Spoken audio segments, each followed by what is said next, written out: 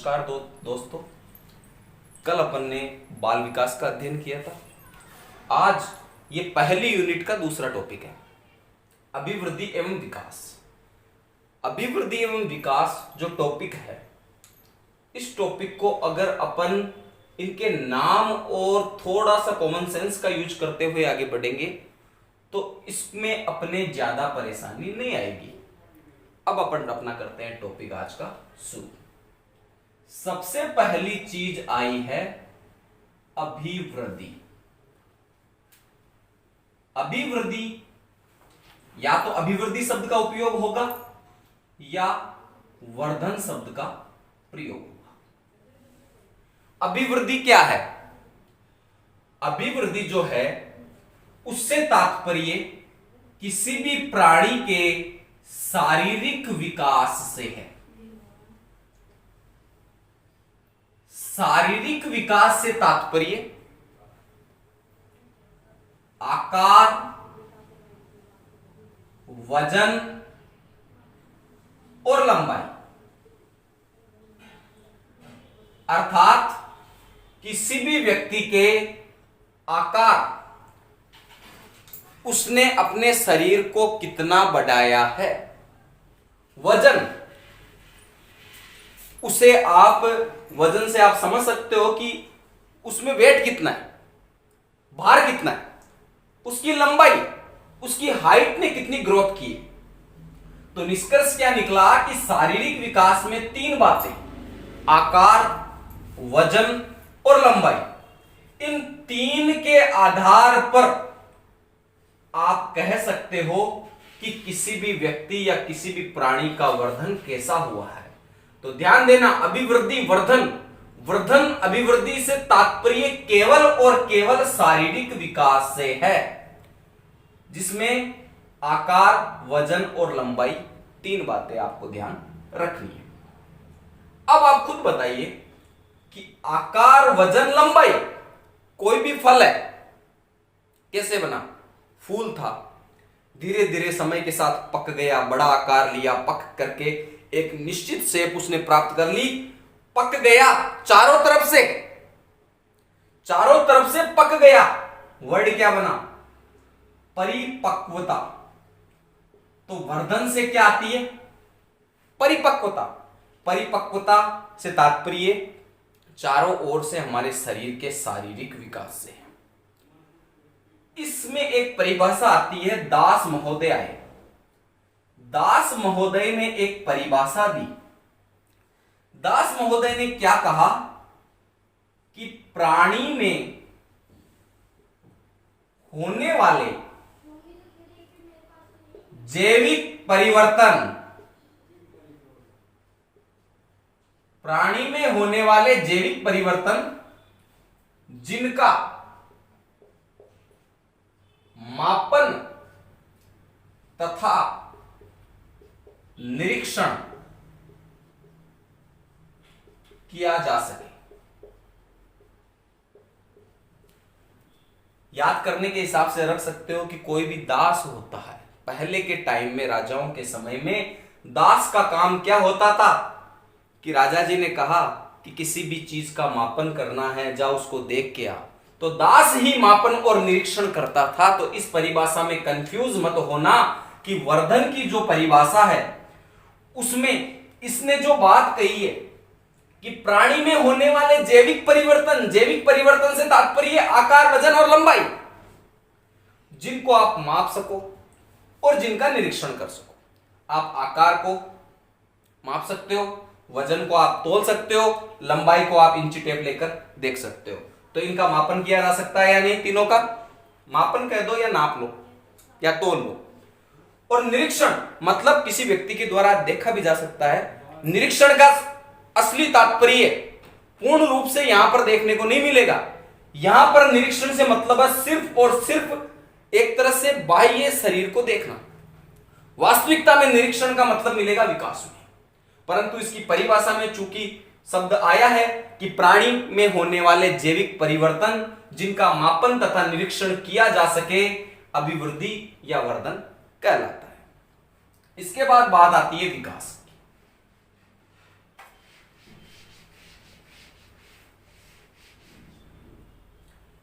विकास को थोड़ा ध्यान से देखना, अच्छी चीज है। एक बार समझ लोगे तो बार बार दिक्कत नहीं आएगी कि ये पढ़ किसके लिए रहे हो।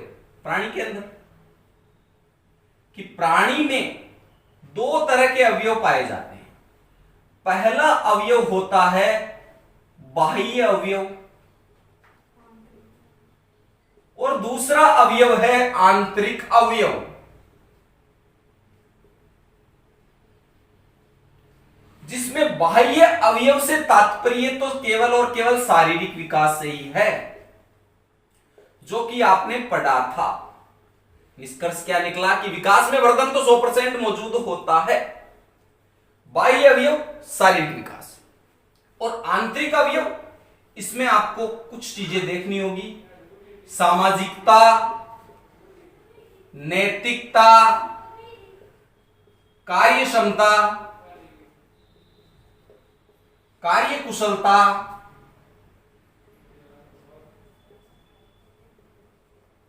और व्यवहार। शरीर तो बन गया, शरीर तो बन गया, हाथ पैर वजन आकार लंबाई सब आपने देख लिया, परंतु उसके साथ साथ यह भी देखना पड़ेगा कि व्यक्ति सामाजिक रूप से कितना सक्षम है। नैतिकता, नीतिगत कार्य, समय पे सोना उठना, दैनिक दिनचर्या, आवागमन, स्वाभिमान, चोरी नहीं करना, झूठ नहीं बोलना आदि। कार्य क्षमता, कार्य कुशलता कि उसमें कार्य करने की कितनी क्षमता है और उस कार्य को करने में वह कितना निपुण है, और उसका व्यवहार। ये सब होते हैं आंतरिक अवयव, जो आपको हाथ पैर शरीर की तरह बाहर से दिखते नहीं है, परंतु उसके हाव भाव व्यवहार से आंतरिक अवयवों को आप निरीक्षण कर सकते हो, देख सकते हो।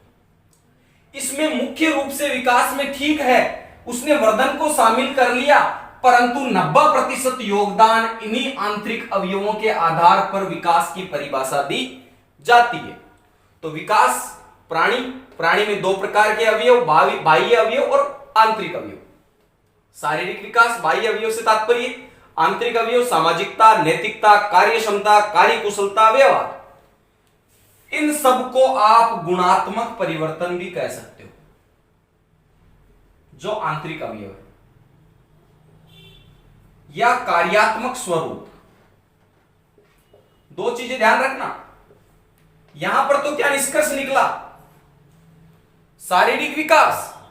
तो शारीरिक विकास का मतलब है कि इसका मात्रात्मक मापन कर लो और इसका निरीक्षण कर लो।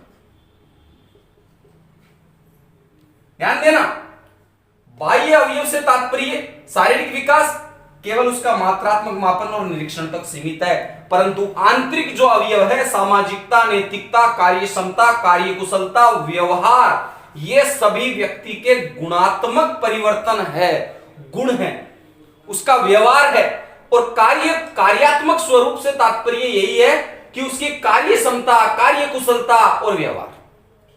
इस प्रकार विकास की एक साधारण परिभाषा समझने के हिसाब से उम्मीद है आपके समझ में आई होगी। वापस कह देता हूं, विकास की पूरी परिभाषा परिभाषित इन आंतरिक अवयवों के आधार पर ज्यादा होती है, बाह्य अवयवों का योगदान कम है। अब आगे आता है, इसी में एक परिभाषा देकर गए व्यक्ति है रेपर। रेपर महोदय ने एक परिभाषा दी विकास की।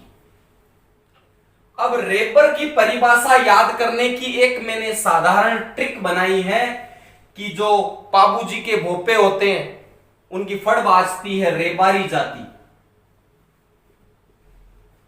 उसके एक सदस्य का नाम था पप्पू, रेबारी पप्पू। ये ट्रिक है, इसको आप याद रख लोगे तो रेबर की विकास के संदर्भ में दी गई परिभाषा आप आसानी से समझ सकते हो। पै से प्राणी और पू से पूर्ण जीवन और आधे पै से परिवर्तन। तीन बातें ध्यान रखनी है पप्पू में, पै से प्राणी, पै से परिवर्तन और पू से पूर्ण जीवन। तो परिभाषा क्या बनी रेबर की? प्राणी के पूर्ण जीवन में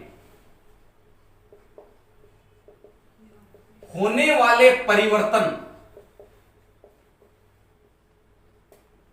ही क्या कहलाते हैं? विकास।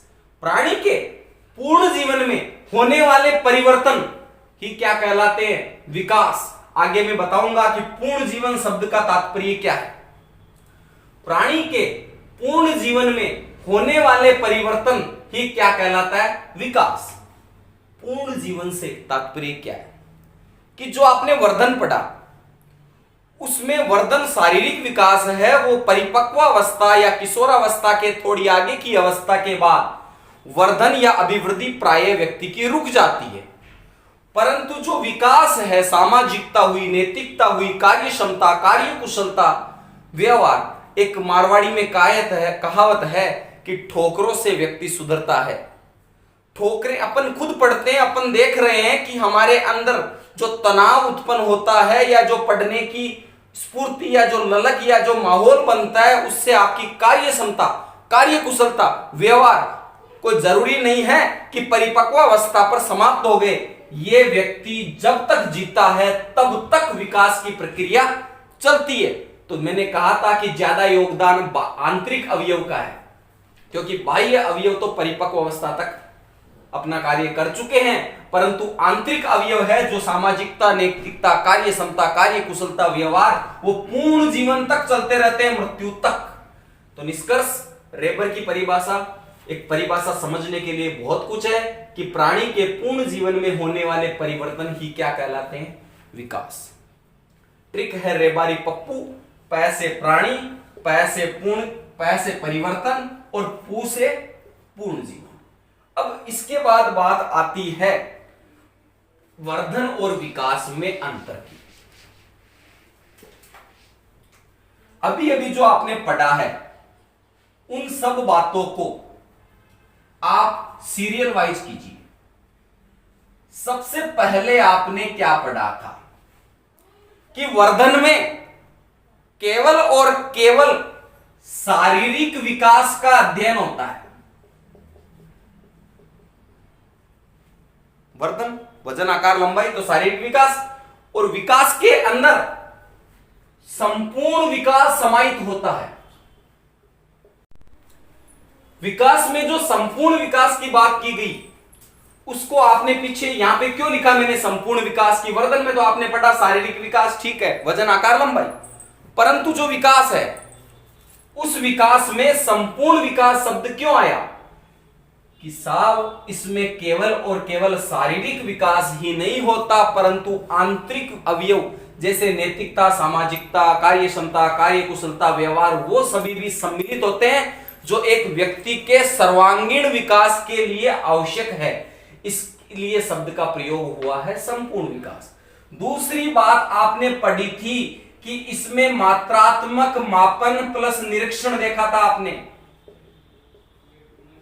कि वजन, आकार, लंबाई का मापन तथा निरीक्षण किया जाता है, परंतु विकास में आपने देखा कि हां मापन और निरीक्षण तो आएगा क्योंकि आंतरिक अवयव शामिल है, बाह्य अवयव शामिल है। ये दोनों चीजें तो इसलिए कॉमन है कि बाह्य अवयव दोनों में है, परंतु उसके अलावा एक महत्वपूर्ण चीज आई थी, गुणात्मकता। जो आंतरिक अवयव मैंने बताया था तो मैंने दो चीजें कही थी, गुणात्मक परिवर्तन और कार्यात्मक स्वरूप। तो गुणात्मकता मैंने क्यों लिखा है कि गुणात्मकता है वो आंतरिक अवयव को परिभाषित करता है। आंतरिक अवयव कार्य क्षमता, कार्य कुशलता, व्यवहार, नैतिकता, सामाजिकता, उन गुणों को परिभाषित करता है। इसलिए यह सबसे महत्वपूर्ण 90% योगदान इसी का है। मापन और निरीक्षण तो दोनों में कॉमन है, इसलिए लिखना पड़ा। तीसरी बात, मैंने एक बात कही थी कि वर्धन जो है वो किशोरावस्था के बाद प्रायः रुक जाता है, तो यह प्रक्रिया हुई असतत प्रक्रिया। वर्धन तो हुई असतत प्रक्रिया और विकास चूंकि संपूर्ण जीवन भर चलता रहता है, इसलिए इसे आप कहोगे सतत प्रक्रिया। उसके बाद चौथी बात, तीन बातें क्लियर, शारीरिक विकास, संपूर्ण विकास, मात्रात्मक मापन प्लस निरीक्षण, मापन प्लस निरीक्षण प्लस गुणात्मकता, आंतरिक अवयव, मेन चीज ये सब असतत प्रक्रिया, क्योंकि किशोरावस्था के बाद प्राय वर्धन या अभिवृद्धि दोनों शब्द का उपयोग रुक जाते हैं, परंतु विकास है वो संपूर्ण जीवन भर चलता रहता है। इस सतत प्रक्रिया के बारे में मैंने अभी कुछ क्षण पहले आपको बताया है। उसके बाद चौथी है कि इनके स्वरूप क्या है। यह जो स्वरूप है वो केवल और केवल व्यक्ति की संरचना से संबंधित है या रचना से संबंधित है। इसलिए वर्धन या अभिवृद्धि को तो संरचनात्मक या रचनात्मक स्वरूप के अंतर्गत माना गया है, परंतु विकास मैंने कहा था गुणात्मकता, कार्यात्मक स्वरूप। तो ये कार्यात्मक स्वरूप इसका क्यों कहा गया कि कार्य क्षमता, कार्य कुशलता, व्यवहार ये सब उसे सामाजिकता प्रदान करते हैं। उसके हाव भाव, आंतरिक अवयव के आधार पर उसकी कार्यात्मकता को देखा जा सकता है। पांचवी बात कि वर्धन जो है वो विकास में सहायक है। कैसे? वर्धन विकास में सहायक है। जो विकास की परिभाषा पढ़ी उसमें वर्धन सम्मिलित था या नहीं था? सम्मिलित था, बाह्य अवयव के आधार पर। इसलिए विकास में कौन सहायक है? वर्धन। और जो आपने इसका विपरीत विकास जो है वर्धन में सहायक नहीं है।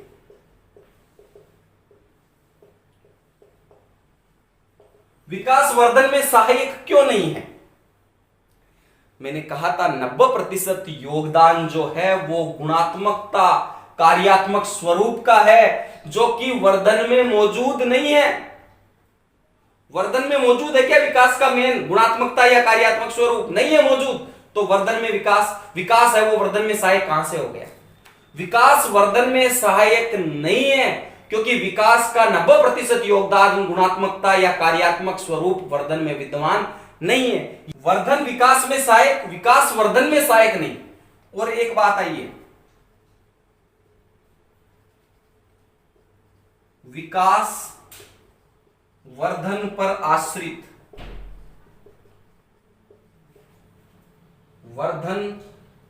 विकास वर्धन पर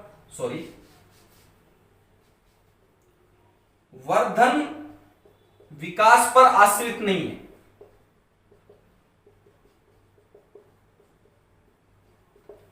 परंतु विकास कुछ अंशों तक वर्धन पर सहायक। अब आप समझिए ये दोनों बातें, वर्धन विकास पर आश्रित नहीं, विकास कुछ अंशों तक वर्धन पर सहायक, वर्धन विकास में सहायक, विकास वर्धन में सहायक नहीं। ये मैंने लिख दिया। अब मैं इनको एक्सप्लेन कर रहा हूं, आराम से देखना। वर्धन विकास पर आश्रित क्यों नहीं है साहब? एक व्यक्ति है, उसका बहुत अच्छा शरीर है, क्या जरूरी है कि उसमें कार्य क्षमता होगी, कार्य कुशलता होगी? शरीर होने का मतलब यह, वर्धन होने का मतलब यह नहीं है कि उसका विकास भी अच्छा हुआ है। एक व्यक्ति विकलांग है जन्म से, या एक व्यक्ति मंद बुद्धि है, तो उसका वर्धन मतलब शरीर तो अच्छा बन जाता है, परंतु उसका विकास आवश्यक नहीं है कि अच्छा हो।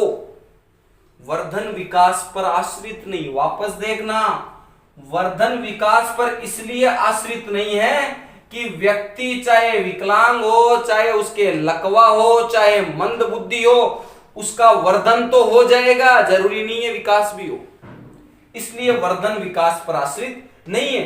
परंतु एक सामान्य नजर में अगर किसी का शरीर अच्छा हो, जिसका वर्धन अभिवृद्धि अच्छी हुई है, तो हम यह विचार उसके बारे में रखते हैं, उसकी पर्सनैलिटी, वर्धन शब्द अच्छा मिला, पर्सनैलिटी, उसको देखकर आप यह सोच सकते हो कि इसमें गुण भी अच्छे होंगे, इसके आंतरिक अवयव, कार्य क्षमता, कार्य कुशलता, व्यवहार भी अच्छे होंगे। इसलिए कह देते हैं कि विकास कुछ अंशों तक वर्धन पर सहायक है, कि वर्धन को देखकर कभी कभी गलतफहमी भी हो सकती है कि इसका विकास अच्छा हुआ है, परंतु वर्धन विकास पर आश्रित नहीं। अंतिम बात, 7वां पॉइंट, कि एक तो है जैविक तत्परता शब्द आया है, और एक मनोजैविक तत्परता।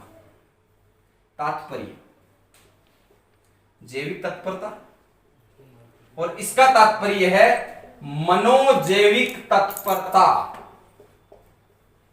ये शब्द क्यों उपयोग में आया? मैंने कहा था जैविक परिवर्तन वर्धन में आए थे। जैविक तत्परता केवल शारीरिक रूप से, और मनोजैविक इसलिए आया कि मानसिक रूप से, संवेगात्मक रूप से, सामाजिक रूप से व्यक्ति का कितना विकास हुआ है, वो सब चीजें विकास में पढ़ोगे तो मनोजैविक से तात्पर्य वही है जो कार्यात्मक स्वरूप सॉरी, मनोजैविक से तात्पर्य वही है जो आपने गुणात्मकता और कार्यात्मक स्वरूप को देखा था, जबकि जैविक तत्परता में सिर्फ और सिर्फ वजन, आकार, लंबाई पर वर्धन आश्रित होता है। इसलिए जैविक तत्परता शब्द इसका तात्पर्य है और इसका तात्पर्य मनोजैविक तत्परता। अब अंतिम बात आती है कि शिक्षा में वर्धन और विकास कैसे सहायक है। चार बातें: मानसिक विकास, संवेगात्मक विकास, सामाजिक विकास, संज्ञानात्मक विकास। कि सब शिक्षा में वर्धन और विकास का योगदान कैसे है? आप एक बात बताइए, एक बच्चा विद्यालय आता है, उसका वर्धन शारीरिक रूप से भी उसका निर्माण होता है। कॉलेज लेवल तक बात करते हैं अपन, क्योंकि वहां पे ज्यादा अच्छा एक्सप्लेन कर सकते हैं, क्योंकि किशोरावस्था प्राय समाप्त हो जाती है। तो एक कॉलेज में जब एक बच्चा जाता है, एक व्यक्ति जाता है, तब एक अध्यापक उसकी हाव भाव, उसके रूप, उसके व्यवहार को देखकर इन चार बातों का अंदाजा लगा सकता है कि इसका मानसिक विकास कैसा हुआ है। दिमागी रूप से कमजोर है या दिमागी रूप से सक्षम है, पढ़ने में अच्छा है या पढ़ने में सक्षम नहीं है। मानसिक विकास, ध्यान देना, उसके अलावा वो कितना स्थिर है दिमाग से, इसका अंदाजा लगा सकते हैं। इसलिए मानसिक विकास की तैयारी, मानसिक विकास कैसा हुआ है बच्चे का, यह शिक्षक को समझने में, शिक्षक वर्धन और विकास की सहायता से मानसिक विकास को समझ सकता है किसी भी बच्चे का या किसी वयस्क का। संवेगात्मक विकास, कॉलेज में गया लड़का, कॉलेज में जाकर क्या हुआ कि एक व्यक्ति ने किसी को कुछ गलत शब्द कहे। एक विद्यार्थी ऐसा था जो उन गलत शब्दों से आक्रामक नहीं हुआ, एक व्यक्ति उन गलत शब्दों से आक्रामक हो गया, एक व्यक्ति उन गलत शब्दों से रोने लग गया, एक व्यक्ति उन गलत शब्दों से निरुत्साहित हो गया। तो उसके संवेग, क्रोध, भय, घृणा कितना जल्दी ये उत्तेजित होता है या नहीं, ये रोता है या नहीं रोता, नियंत्रण है या नहीं है, उसके जितने भी संवेग है, असलियत संवेग टॉपिक को अपन आगे पढ़ेंगे कि जो संवेग है वो वर्धन और विकास किस प्रकार से हुआ है, उस आधार पर एक अध्यापक किसी भी वयस्क या बालक के संवेगों के विकास का अध्ययन, संवेगों के विकास की तैयारी कैसी हुई है, संवेगात्मक विकास यानी उसके अंदर संवेगात्मक विकास हुआ है या नहीं है या कमजोर है, यह वर्धन और विकास के आधार पर कोई भी अध्यापक समझ सकता है। सामाजिक विकास, समाज में रहने के अनुकूल, हम सामाजिक दैनिक दिनचर्या में बोल देते हैं यह सामाजिक है, यह सामाजिक है, किस आधार पर बोलते हैं कि समाज के नियम कानून या समाज में क्या अच्छा कहा जाता है, क्या बुरा कहा जाता है। एक बालक या एक वयस्क जो अपने शब्द या जो अपने व्यवहार वहां दर्शाता है, उससे एक अध्यापक यह देख सकता है कि इस बालक का सामाजिक विकास कैसा हुआ है। चौथी बात, संज्ञानात्मक विकास। संज्ञान, कहते हैं कि सुप्रीम कोर्ट ने किसी बात का संज्ञान लिया। संज्ञान से मतलब होता है किसी चीज को जानना, समझना, शब्दों को कितना जल्दी सीख सकता है या नहीं समझ सकता है, संज्ञान स्तर कितना है उस व्यक्ति का। तो एक बालक क्लास में बैठा है, उसकी आईक्यू कितनी है, वो कितना संज्ञान ले पा रहा है, कितना समझ पा रहा है, ये सब वर्धन और विकास के आधार पर एक अध्यापक किसी भी विद्यार्थी के भीतर विद्यमान इन चारों विशेषताओं का अध्ययन कर सकता है। इस प्रकार वर्धन और विकास आज का समाप्त हुआ। कल अपन वर्धन और विकास के सिद्धांत पढ़ेंगे। धन्यवाद।